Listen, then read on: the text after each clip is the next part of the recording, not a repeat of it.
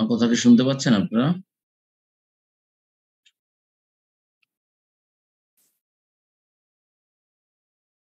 জি sir, শোনা যাচ্ছে।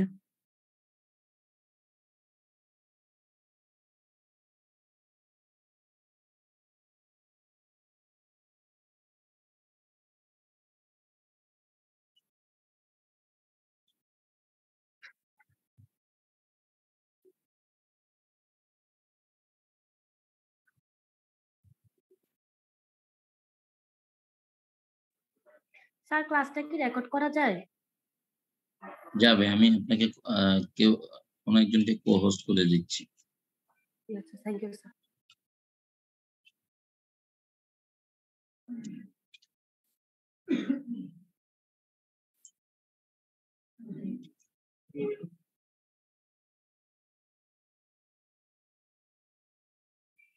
কাকে করবো বলেন?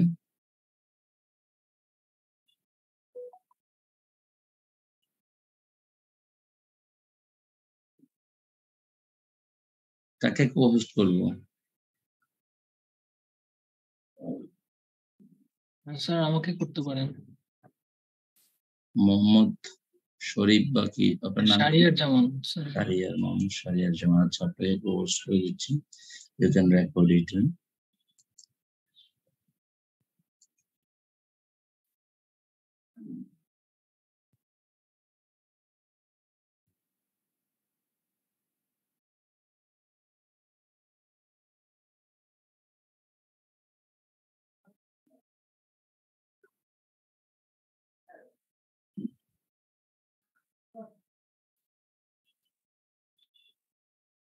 আমরা গত ক্লাসে ট্রানজিশন অ্যানালাইসিস আর জার্নাল এন্ট্রি দেখেছি, তাই না?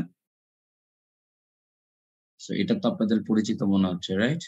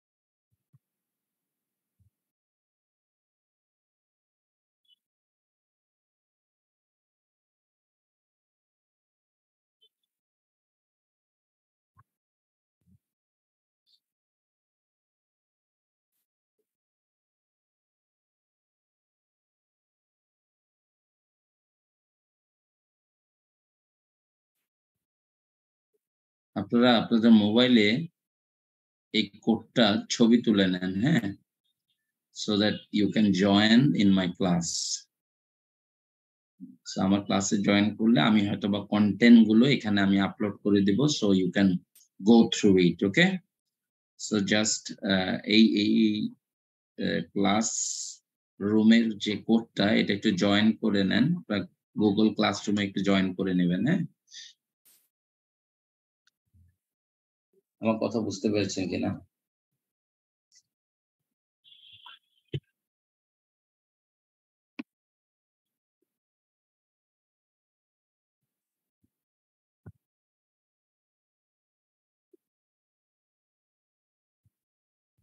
আমার কথা কি শুনতে পাচ্ছেন আপনারা?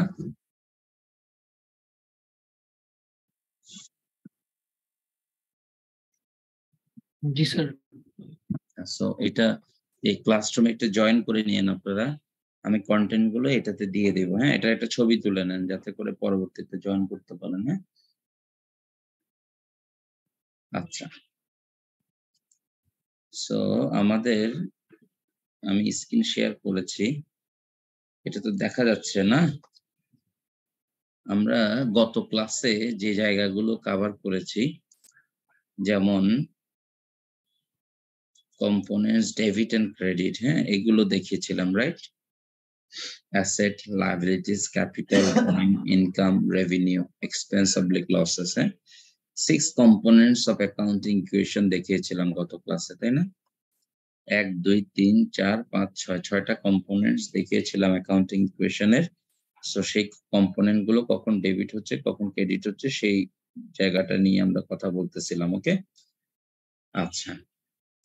দেন আমরা ট্রানজাকশন অ্যানালাইসিস এর পরে আমরা জার্নাল এন্ট্রি দেখেছি। সো জার্নাল এন্ট্রিটা ছিল ঠিক এরকম। হ্যাঁ, আমরা নিয়ম অনুযায়ী কখন অ্যাসেট ডেবিট হচ্ছে, কখন ক্যাপিটাল ক্রেডিট হচ্ছে, কখন লায়াবিলিটি ক্রেডিট হচ্ছে, কখন এক্সপেন্স ডেবিট হচ্ছে, কখন রেভিনিউ ডেবিট হচ্ছে, রেভিনিউ ক্রেডিট হচ্ছে, উইথড্রয়াল ডেবিট হচ্ছে, এই জায়গাগুলো আমরা দেখে গেছিলাম, রাইট? আচ্ছা, সো আমরা জার্নাল এন্ট্রি করেছি। আজকে আমরা যেই কন্টেন্ট বা চ্যাপ্টারটা দেখব সেটা হচ্ছে লেজার। হ্যাঁ, অর্থাৎ এই জার্নাল এন্ট্রি থেকে কিভাবে লেজারে ব্যালেন্স গুলো ট্রান্সফার করা হয়। যেমন যেমন আমরা যখন ব্যবসায়ে বিনিয়োগ করলাম, মালিক যখন বিজনেসে বিনিয়োগ করলো তখন 10,000 টাকা বিজনেসে আসলো, তাই না? ক্যাশ ডেবিট মিলিস ক্যাপিটাল ক্রেডিট 10,000 টাকা আসলো ব্যবসায়, তাই তো? এরপরে যখন ডেলিভারি ভ্যান পারচেজ করেছেন তখন আপনার 2,000 টাকা চলে গেল, তো আপনি ক্যাশ ক্রেডিট করেছেন। সো এরকম বিভিন্ন ট্রানজাকশনের কারণে ক্যাশ ইনক্রিজ করে, ক্যাশ ডিক্রিজ করে, তাই না? আমরা জানি অ্যাসেট যখন ইনক্রিজ করে অ্যাসেট ডেবিট হয়, অ্যাসেট যখন ডিক্রিজ করে অ্যাসেট ক্রেডিট হয়। হ্যাঁ, আর আমরা বলেছি যে ডেবিট এবং ক্রেডিটের ভেতরে পজিটিভ এবং নেগেটিভ এর ভেতরে যে সম্পর্ক সেরকমই সম্পর্ক। হ্যাঁ, যেমন আমি ডেবিট ডেবিট হলে যোগ করব, ডেবিট ক্রেডিট হলে বিয়োগ করব, ক্রেডিট ডেবিট হলে বিয়োগ করব, ক্রেডিট ক্রেডিট হলে যোগ করব। ঠিক একইভাবে পজিটিভ পজিটিভ যোগ করি, পজিটিভ নেগেটিভ বিয়োগ করি, নেগেটিভ পজিটিভ বিয়োগ করি, নেগেটিভ নেগেটিভ আবার যোগ করি। ঠিক একইভাবে আমরা ডেবিট ক্রেডিট গুলোকে ঠিক সেভাবে অপারেট করব, রাইট? সো আমি যখন লেজার অ্যাকাউন্ট তৈরি করব, লেজার অ্যাকাউন্টটা কেমন? লেজার অ্যাকাউন্টটা হচ্ছে আমার প্রত্যেকটা হেডে আমার যে এন্ডিং ব্যালেন্স বা প্রত্যেকটা হেডে, অর্থাৎ আমি পুরো মাস জুড়ে যে বিজনেস ট্রানজাকশন গুলো করেছি, হ্যাঁ, এই বিজনেস ট্রানজাকশন গুলোর কারণে আমার প্রত্যেকটা হেডে যে আমার যে ক্লোজিং ব্যালেন্স আসে সেই ক্লোজিং ব্যালেন্সটাই আমি বের করব। যেমন আমার ক্যাশ, আমি 10,000 টাকা ক্যাশ নিয়ে শুরু করেছি, রাইট? আমি জানতে চাইতে পারি যে আমার মাস শেষে আমার হাতে কত টাকা আছে। সো সেটা বের করার জন্য আমি ক্যাশের লেজার অ্যাকাউন্ট তৈরি করব। সেটা কিভাবে? আমি যদি আপনাদেরকে দেখাই, it is called ledger account. Ledger accounts plural, মানে অনেকগুলো অ্যাকাউন্টস আমি তৈরি করব। সর্বপ্রথম অ্যাকাউন্ট হচ্ছে ক্যাশ অ্যাকাউন্ট। হ্যাঁ, তো সর্বপ্রথম অ্যাকাউন্ট হচ্ছে ক্যাশ অ্যাকাউন্ট। ক্যাশ অ্যাকাউন্ট কোথায় কোথায় হয়েছে? যেমন 2013 সালের জুনের 1 তারিখে আমি দেখাচ্ছি যে মিলিস ক্যাপিটাল মানে ওনার ক্যাপিটাল বাবদ 10,000 টাকা ইনভেস্ট করেছে। সো আমার ক্যাশ ব্যালেন্স ডেবিট 10,000 টাকা। আপনি স্পিকারটা একটু অফ করে রাখেন। হ্যাঁ, আছি আলহামদুলিল্লাহ, তুমি কেমন আছো? হুম। হয় নাই? যে কথা বলছেন আপনি স্পিকারটা অফ করে রাখেন। হ্যাঁ, তো আপনার কারণে যাতে অন্যের ডিস্টারবেন্স তৈরি না হয় সেটা খেয়াল রাখতে হবে। সো আপনি যখন 2 তারিখে ডেলিভারি ভ্যান পারচেজ করেছেন তখন আপনার 2,000 টাকা চলে গেল, আর 10,000 টাকা হয়ে গেল 8,000 টাকা। হ্যাঁ, এবং আপনি যে এক্সপ্লেনেশন এর ঘরে আপনি ডেলিভারি ভ্যানটা লিখবেন কেন? কারণ আপনার 2,000 টাকা ডেলিভারি ভ্যান বাবদ চলে গেছে, অর্থাৎ আমরা ট্রানজেকশনে মিনিমাম যে দুটো অ্যাকাউন্ট থাকে সেই দুটো অ্যাকাউন্টের মধ্যে আমি তো ক্যাশ অ্যাকাউন্ট করতেছি, আর আমার বিপরীত হিসাবটা আমাকে লিখতে হবে। যেমন ডেলিভারি ভ্যান বিপরীত হিসাব, অর্থাৎ ডেলিভারি ভ্যান বাবদ 2000 টাকা আমার কাছ থেকে ক্যাশ চলে গেল, 8000 টাকা হলো। হ্যাঁ, তারপরে ওনার্স উইথড্রয়াল বাবদ আরো 200 টাকা চলে গেল, তাহলে থাকে 7800 টাকা। অ্যাকাউন্ট রিসিভেবলের কাছ থেকে আমি 1250 টাকা পাওয়ার পর সেই ব্যালেন্স চেঞ্জ হয়ে 9050 টাকা হলো। আমি সার্ভিস রেভিনিউ আর্ন করেছি 1500 টাকা, সেটা যোগ করার পর 10550 টাকা হয়। নোটস পেয়েবল 500 টাকা, সেটা আমি নোটস পেয়েবলের টাকা 500 টাকা পরিশোধ করার পর সেই টাকাটা হয় 10,050 টাকা, এবং স্যালারি এক্সপেন্স 1000 টাকা আমি পরিশোধ করার পর সেটা হয় 9050 টাকা। আপনারা কি ক্যাশ অ্যাকাউন্টটা বুঝেছেন কিনা আমাকে একটু বলেন। Or do you have any problem regarding cash account? Very straightforward, হ্যাঁ, just যোগ বিয়োগ আর কিছু না। হ্যাঁ, you know accounting equation, you know the rules of debit and credit, so you are preparing ledger accounts. First account is cash account. Cash অ্যাকাউন্টে আমরা 10,000 টাকা debit থেকে শুরু করেছি, ক্যাশ কমলে ক্রেডিট হয়, সেটা ক্রেডিট দিকে লিখে ব্যালেন্স গুলোকে আপডেট করেছি, আর কিছু না। So do you have any question regarding ledger accounts?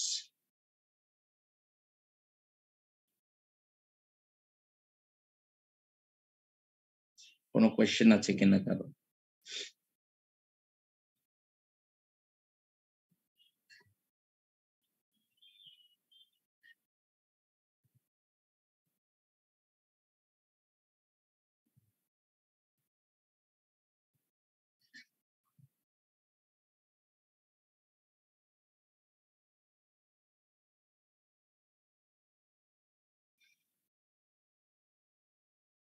So আপনারা কি শুনতে পাচ্ছেন কিনা আমার কথা? জি স্যার, শোনা যাচ্ছে। তো আপনারা কি ক্যাশ অ্যাকাউন্টটা বুঝেছেন? জি স্যার। আচ্ছা,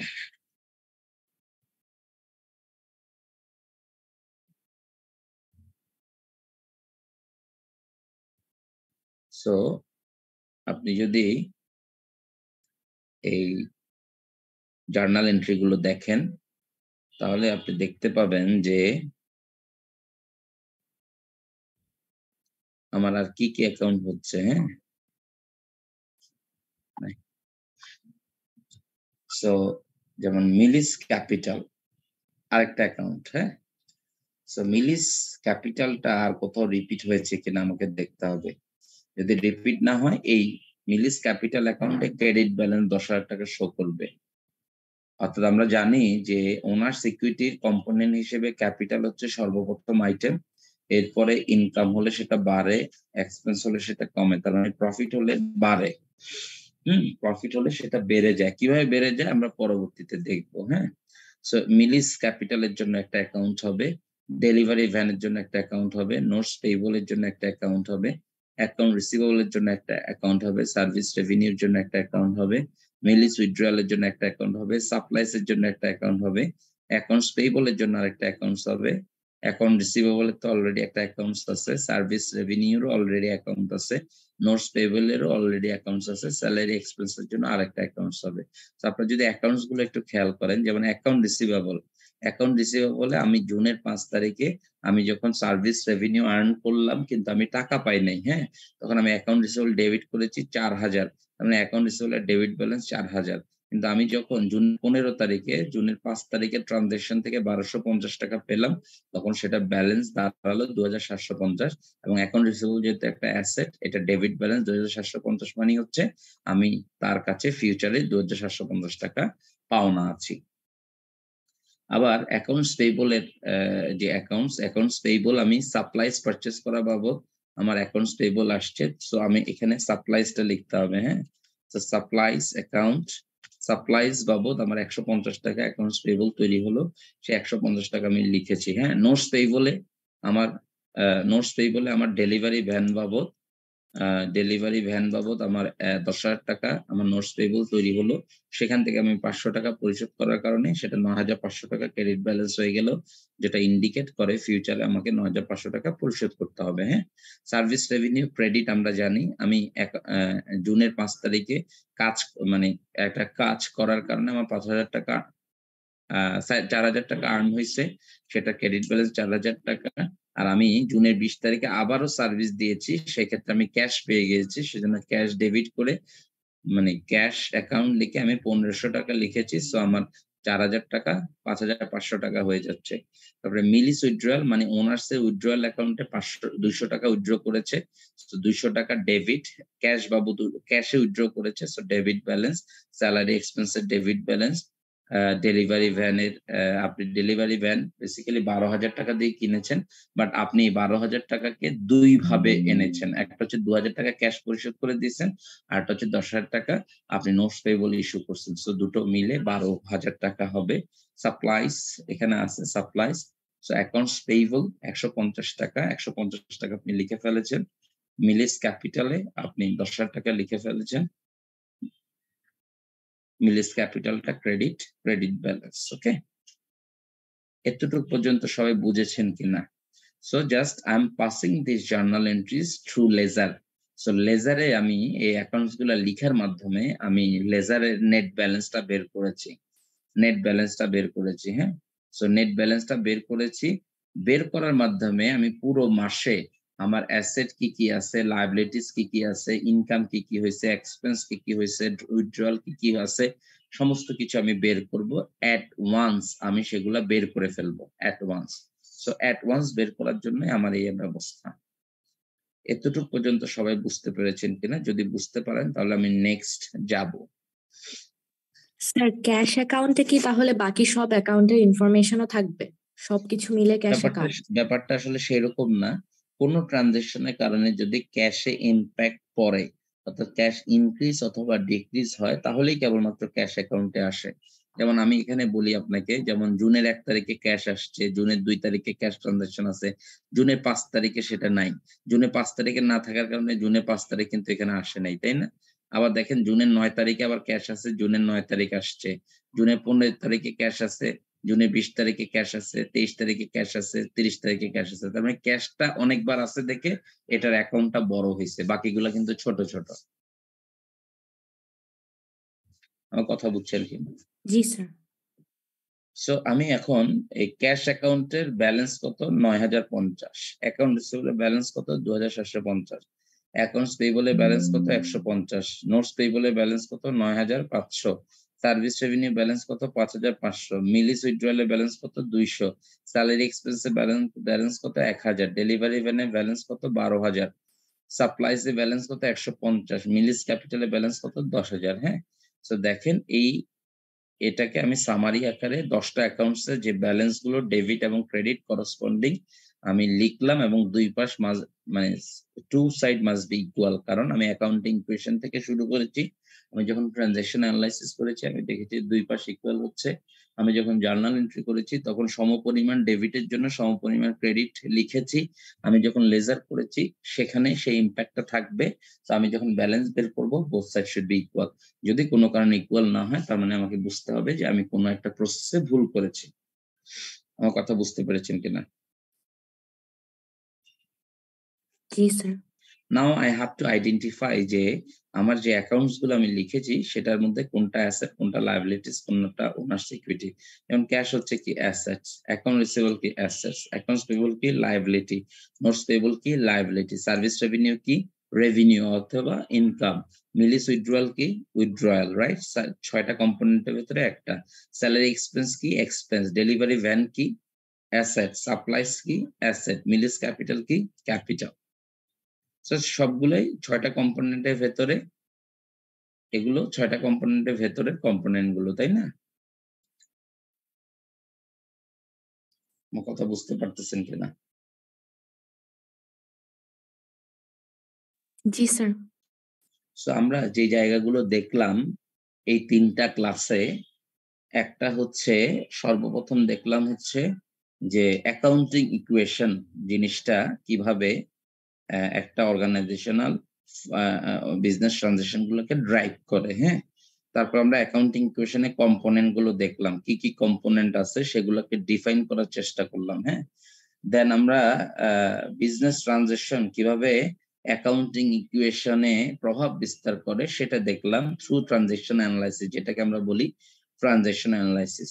এরপরে আমরা ডেবিট ক্রেডিট সম্পর্কে ধারণা পেলাম, ডেবিট ক্রেডিট আসলে কিভাবে কাজ করে সেটা সম্পর্কে ধারণা পেলাম। ডেবিট ক্রেডিট আমরা কখন ডেবিট কখন ক্রেডিট বা কম্পোনেন্টস গুলোকে ডেবিট এবং ক্রেডিট দিয়ে কিভাবে আইডেন্টিফাই করব সেটা দেখলাম। ইনক্রিজ হলে ডেবিট হয় কিনা, ডিক্রিজ হলে কেন, ইনক্রিজ হলে ডেবিট হবে, নরমাল ব্যালেন্স কি, প্রত্যেকটা কম্পোনেন্টের নরমাল ব্যালেন্স দেখেছি। অ্যাকাউন্টিং ইকুয়েশনের লেফট সাইড কে বলেছি ডেবিট সাইড, রাইট সাইড কে বলেছি ক্রেডিট সাইড, রাইট। দেন আমরা জার্নাল এন্ট্রিজ দিয়েছি, আমরা দেখেছি প্রত্যেকটা বিজনেস ট্রানজাকশনে মিনিমাম দুটো অ্যাকাউন্টস থাকে, দুইয়ের অধিক হতে পারে। যেমন 2 নম্বর ট্রানজাকশনটাতে আমরা দেখেছি 3টা অ্যাকাউন্টস আছে। হ্যাঁ, দুইয়ের অধিক ট্রানজাকশন, দুইয়ের অধিক কম্পোনেন্টস থাকতে পারে, বাট আমি দেখব যে মোট যে মানে এটা যে impact must be equal, right.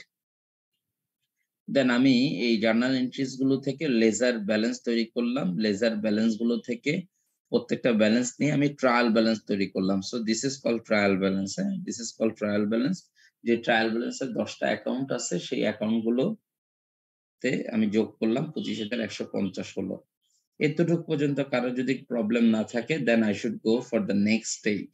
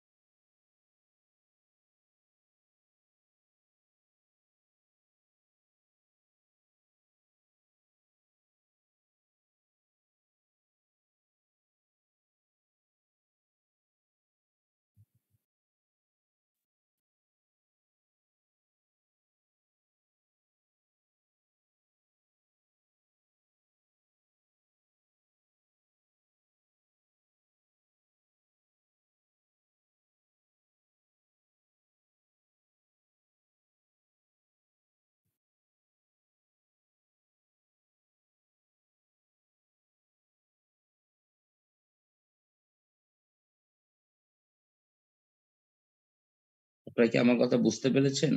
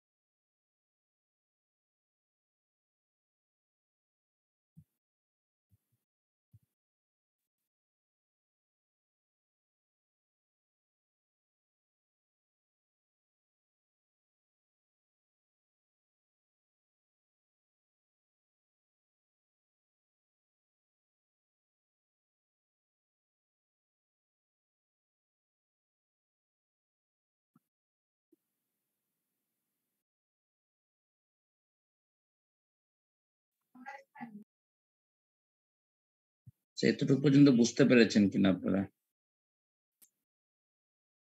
যদি এতটুকু পর্যন্ত বুঝতে পারেন,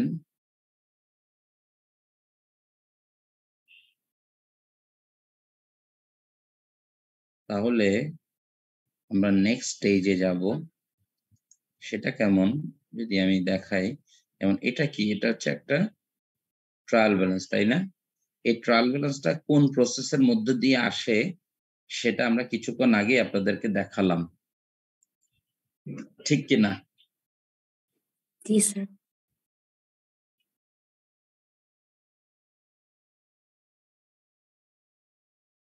আচ্ছা, সো এই ট্রায়াল ব্যালেন্স থেকে পরবর্তীতে আমরা প্রফিট লস, অ্যাসেট লায়াবিলিটিস, ওনার সিকিউরিটির যে চেইন, সেই জিনিসগুলো বের করব। কিন্তু এর আগে আমার যে এখানে অ্যাকাউন্টস গুলো আছে, এই অ্যাকাউন্টস গুলোতে কিছু অ্যাডজাস্টমেন্ট হয়।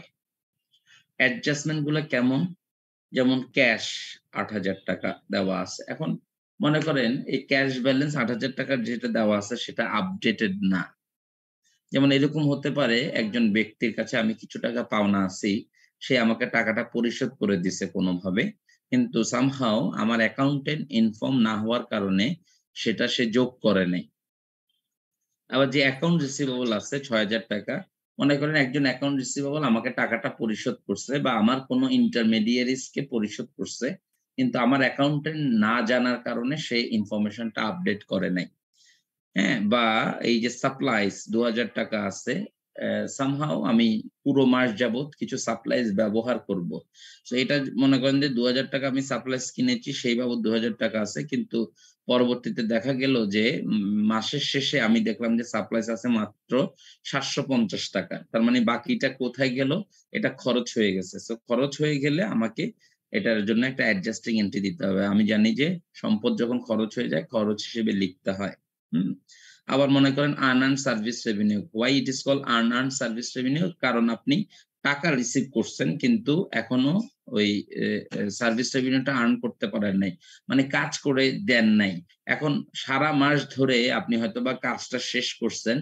মাসের শেষে আপনি বুঝতে পেরেছেন যে আনআর্নড সার্ভিস রেভিনিউ আর আনআর্নড নাই। আপনি এটাকে আর্ন করে ফেলেছেন। তার মানে যেটা লায়াবিলিটি ছিল, আনআর্নড সার্ভিস রেভিনিউ একটা লায়াবিলিটি। যেটা লায়াবিলিটি ছিল সেটা এখন ইনকামে কনভার্ট হবে। আমরা বলেছিলাম গত ক্লাসে যে অ্যাসেট এবং এক্সপেন্স এর ভেতরে একটা সম্পর্ক আছে। আবার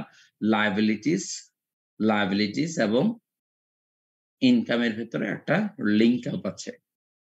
আমার কথা কি আপনারা বুঝতে পারতেছেন কিনা?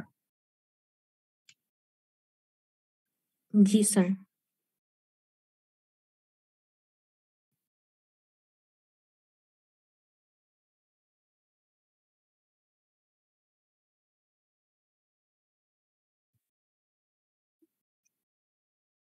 আচ্ছা।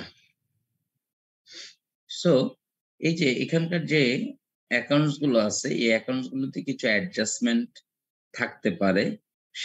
যেমন এই অ্যাকাউন্টস গুলো কিন্তু ডিক্লার্ড অ্যাকাউন্টস, হ্যাঁ? এখন এখানে বলছে in addition to those account listed on the trial balance, the chart of accounts for Mesasi, basically it is Mesasi company, তাই তো?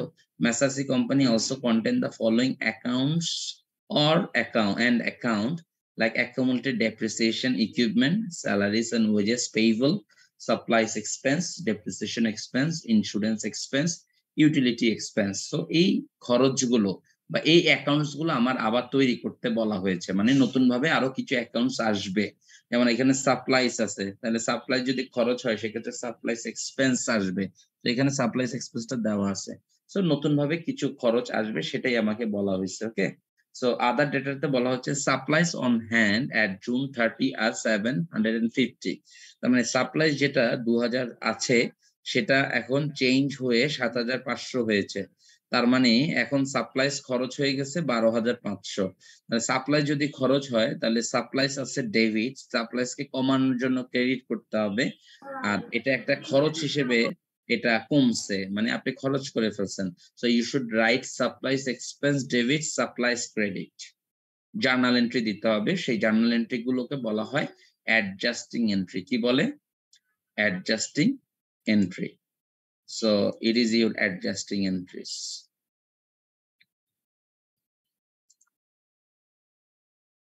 আমার কথা বুঝতেছেন আপনারা? So এটার জন্য জার্নাল এন্ট্রি কি দিতে হবে? খরচ হয়েছে, খরচ হলে খরচ ডেবিট হয়, সাপ্লাইস এক্সপেন্স ডেবিট। আর অ্যাসেট কমলে, অ্যাসেট কমে গেছে, সাপ্লাইস হচ্ছে অ্যাসেট, অ্যাসেট কমে গেলে অ্যাসেট ক্রেডিট হয়।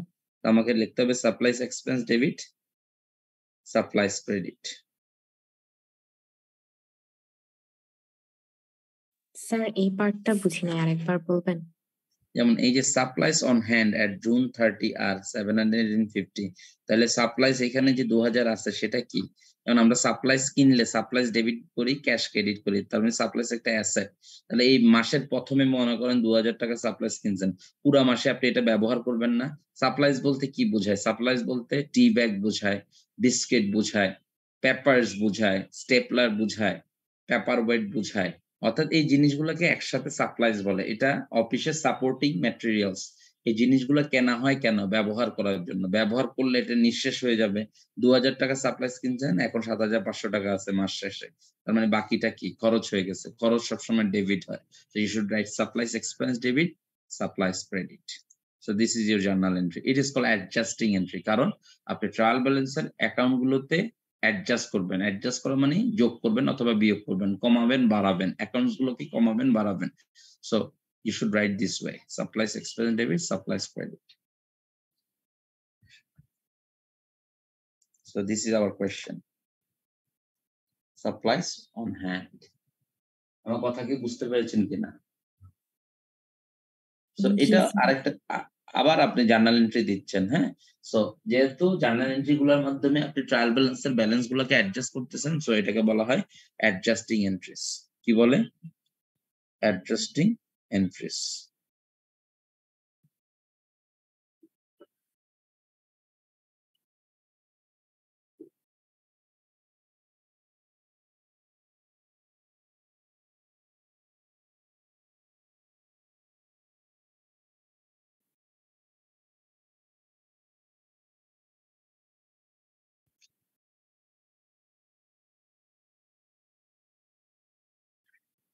বলা হচ্ছে a utility bill for টাকা 150 has not been recorded.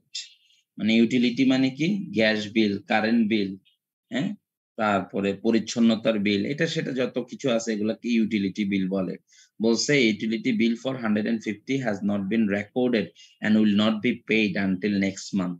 মানে নেক্সট মান্থ অবধি এই 150 টাকা পরিশোধ করা হবে না।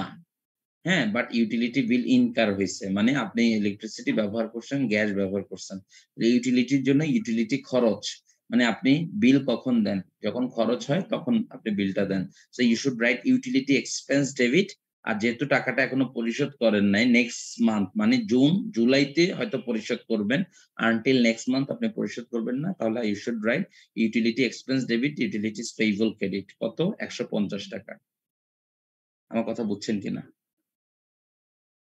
So you should write utility expense debit, utilities payable credit. তারপর বলছে insurance policy is for a year. যেমন এখানে দেখেন প্রিপেইড ইন্স্যুরেন্স লেখা আছে, মানে আপনি ইন্স্যুরেন্স পলিসি পারচেজ করেছেন বিজনেসের জন্য, অর্থাৎ বিজনেসের যে মালামাল গোডাউনে থাকে অথবা আপনার কারখানায় থাকে, এগুলাতে আগুন লেগে এগুলা ক্ষতি সাধন হইতে পারে। সেজন্য এই ক্ষতির বিরুদ্ধে আপনি একটা ইন্স্যুরেন্স করে রাখলে কোনো কারণে আগুন বা দুর্ঘটনাজনিত কারণে এগুলা যদি ক্ষতিগ্রস্ত হয়, ইন্স্যুরেন্স কোম্পানি ক্ষতিপূরণ দেবে, এরকম একটা ব্যাপার। সো আপনি 3000 টাকা পুরা বছরের জন্য 3000 টাকা প্রিমিয়াম পরিশোধ করার মাধ্যমে পুরা বছরের জন্য একটা ইন্স্যুরেন্স কভারেজ তৈরি করলেন। হ্যাঁ, এখন পুরা বছর মানে কি? জুনের 1 তারিখ থেকে শুরু করে পরবর্তী বছরের জুলাই 30 তারিখ বা 31 তারিখ পর্যন্ত আপনি এই কভারেজটা তৈরি করছেন মনে করেন। এখন এই জুন মাস তো অতিক্রম হয়েছে, তার মানে 1 মাসের কভারেজ শেষ। তার মানে প্রিপেইড ইন্স্যুরেন্স যেটা অ্যাসেট 12 মাস আমাকে সার্ভিস দিবে, 1 মাসের সার্ভিস এক্সপায়ার্ড হয়ে গেছে। যদি এক্সপায়ার্ড হয়ে যায় তাহলে আমি এটাকে এক্সপেন্স হিসেবে লিখবো। So you should write insurance expense debit. খরচ হয়েছে 1 মাসের। প্রিপেড ইন্স্যুরেন্স যেটা অ্যাসেট ছিল 12 মাসে 3000, 1 মাসের বোধহয় 250 হয়। সো 250 কি হবে? ক্রেডিট হবে। সো আমি কিভাবে লিখবো এটা? আমি লিখবো ইন্স্যুরেন্স এক্সপেন্স ডেবিট 250 12 দিয়ে ভাগ করছি, প্রিপেড ইন্স্যুরেন্স ক্রেডিট, অ্যাসেট কমে গেছে 250।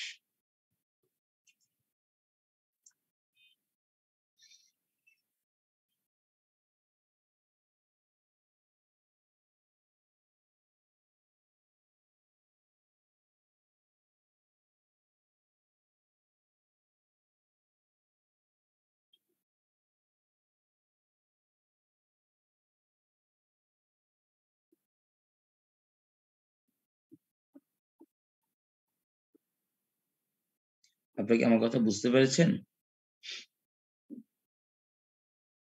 তারপর বলা হচ্ছে টাকা 2800 of unearned service revenue। তাহলে unearned service revenue আমার আছে 4000। unearned service revenue আমার কত আছে? 4000। বলছে টাকা 2800 of unearned service revenue has been earned at the end of the month। মানে earned হইছে 2800 টাকা earned হইছে। তার মানে 4000 এর ভিতরে 2800 টাকা যদি earn হয় তাহলে আপনি আর্ন হলে সার্ভিস রেভিনিউ ক্রেডিট হয়, তাই না? তো আনআর্ন সার্ভিস রেভিনিউ একটা লায়াবিলিটি। 4000 লায়াবিলিটির ভেতরে 2800 টাকা কাজ করে দিচ্ছেন, সো এটা এখন আর্ন হয়েছে। So you should write unearn service revenue, যেটা ক্রেডিট ছিল এখন লিখবেন unearn service revenue debit, service revenue credit, হ্যাঁ, in your journal entry. So unearn service revenue debit, service revenue credit. তারপরে বলছে যে স্যালারিজ অফ টাকা 1900 আর অ্যাক্রুড অন জুন 30। অ্যাক্রুড কথাটার মানে হচ্ছে কেউ একজন ব্যক্তি আপনার কাজ করে দিছে, তাকে এখন 1900 টাকা স্যালারি দিতে হবে। হ্যাঁ, স্যালারি যদি দিতে হয়, অ্যাক্রুড মানে তার স্যালারি পাওনা হয়েছে বা সে কাজ করছে, তার এগেইনস্টে তাকে এখন 1900 টাকা দিতে হবে। সো এটাকে বলা হয় অ্যাক্রুড হওয়া। হ্যাঁ, এখন আপনি যেহেতু টাকাটা এখনো পরিশোধ করেন নাই, so you should write salary expense debit, যেহেতু খরচ হয়েছে, আর স্যালারিজ পেয়েবল ক্রেডিট। আর অ্যাকাউন্টটা আমাকে বলেছে salaries and wages payable, so you should write salaries and wages payable. It is something like code, যেভাবে আসছে সেভাবে লিখতে হবে। সো খরচ হয়েছে আর লায়াবিলিটি তৈরি হয়েছে, টাকা পরিশোধ করলে ক্যাশ ক্রেডিট হইতো, এখন যেহেতু টাকা পরিশোধ হয় নাই, so you should write salaries and wages payable.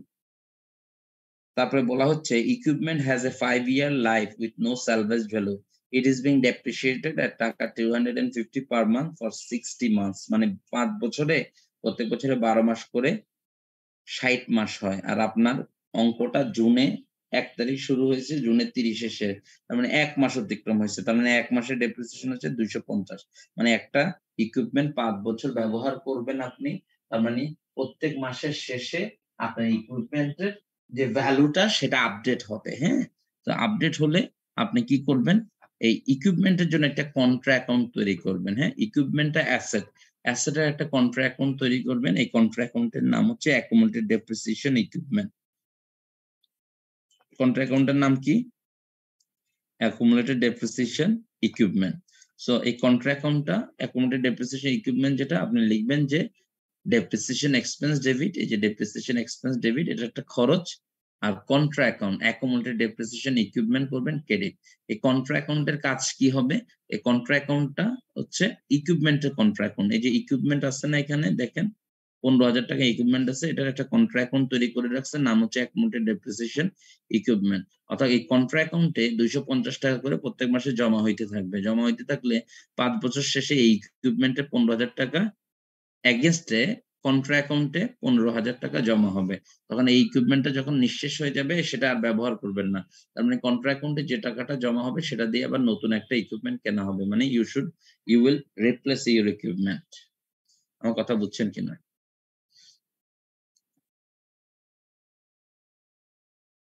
তারপর বলা হচ্ছে invoice representing 1200 of service perform, মানে কাজ করে দিয়েছেন, during the month have not been recorded, মানে আপনি লিখতে পারেন নাই। সাধারণত দেখা যায় যে লেখার প্রয়োজন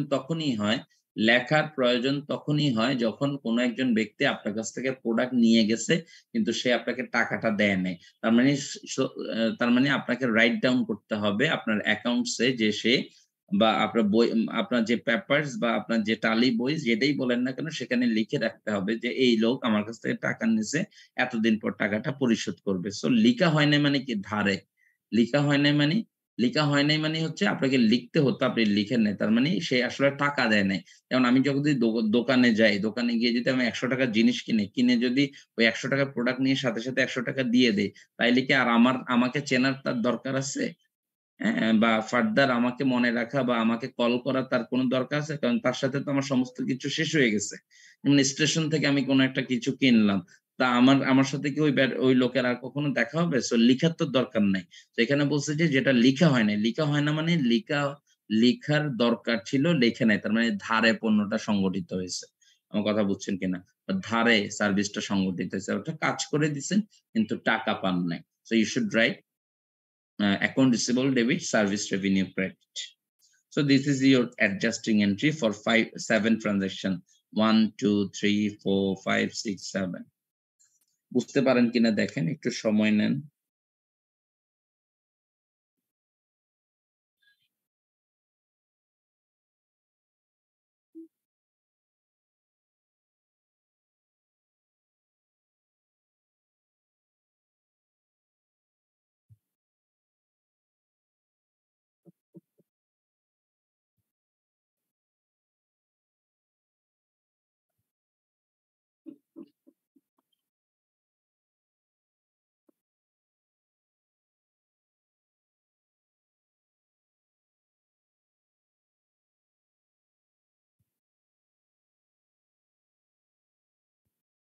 আমার কথা কি বুঝতেছেন আপনারা?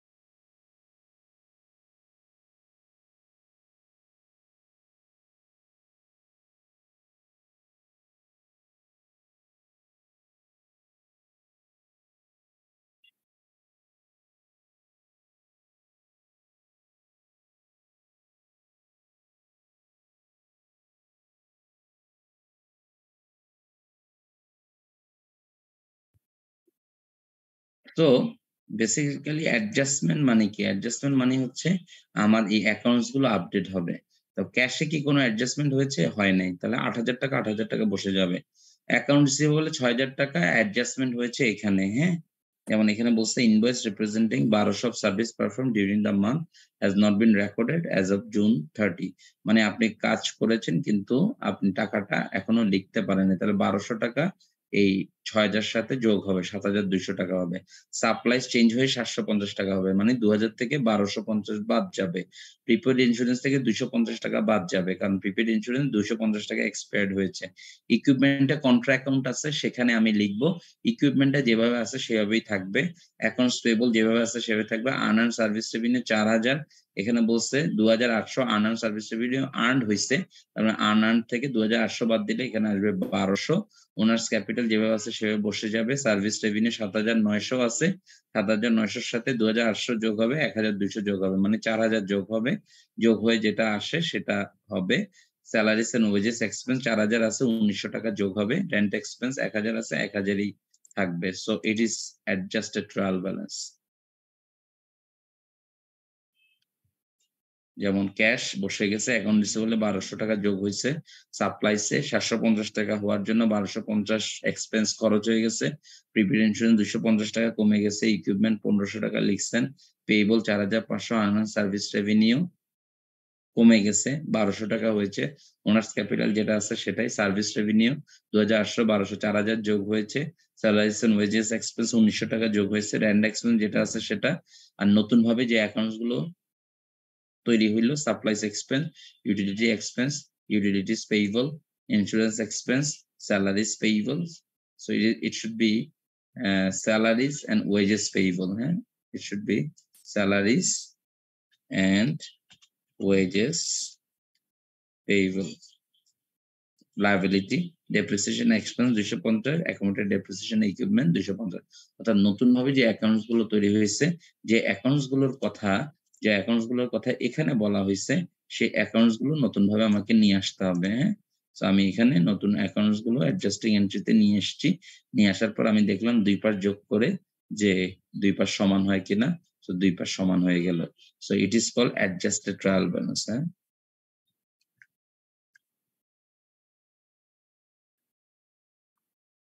It is called adjusted trial balance. আপনি কি বুঝতে পারতেছেন? কোনো সাউন্ড নেই কেন?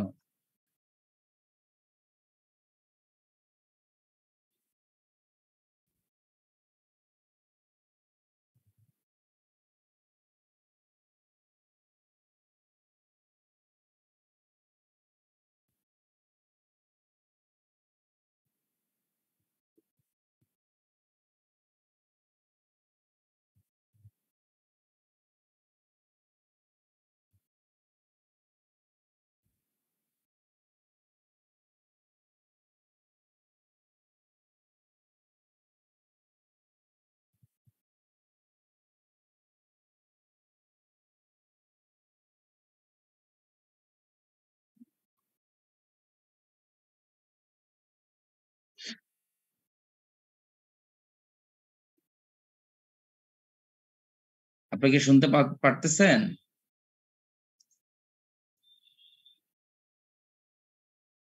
আপনারা এতটুকু পর্যন্ত বুঝলে আমি আজকে এতটুকু পর্যন্তই রাখবো। হ্যাঁ, জি স্যার, শোনা যাচ্ছে।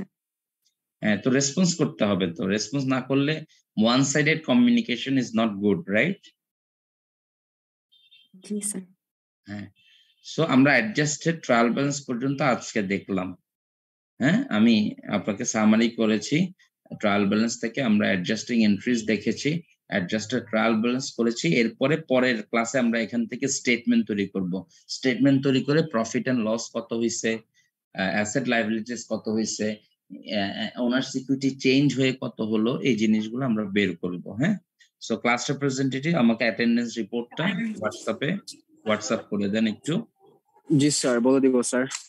আচ্ছা, ঠিক আছে। সো টিল দেন আল্লাহ হাফেজ, সবাই ভালো থাকেন। হ্যাঁ, জি sir, thank you sir. Okay.